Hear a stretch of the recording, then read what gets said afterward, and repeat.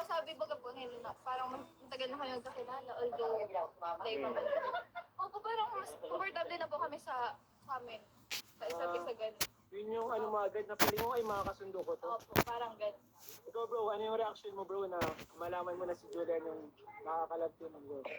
Kasi nung una, parang nalaman ko lang na si Julian yung malalap yung sa akin is the night before ng vlog, first vlog namin.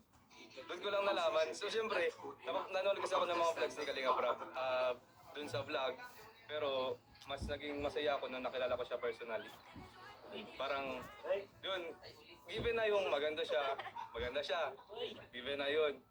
Syempre, tapos mas lalo pang naging ano yung ano, naging parang nung mas nakilala ko siya nung nakasama ko siya sa vlog.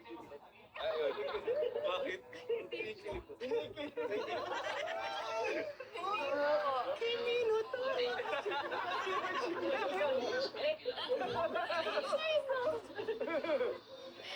So, yun, sobrang saya din naman. Sobrang saya mo. Ano medyo, ay hindi sa medyo parang talagang ano, pagaan yung loob namin sa isa't isa. Grabe. First vlog pa lang.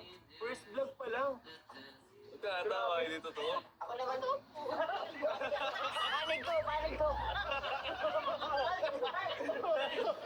Ano masasabi mo na sila? Nung nalaman ko, ako naman sobrang nalungkot.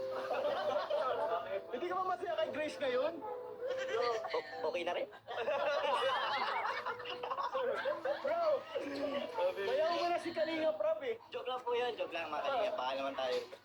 Oh, joke lang po yan guys. Good vibes lang sa Nars. Po natin yan. Tropa po yan. Ikaw ano, Kalinga Pedro, may tanong ka na ba para sa kanilang dalawa? Ano yung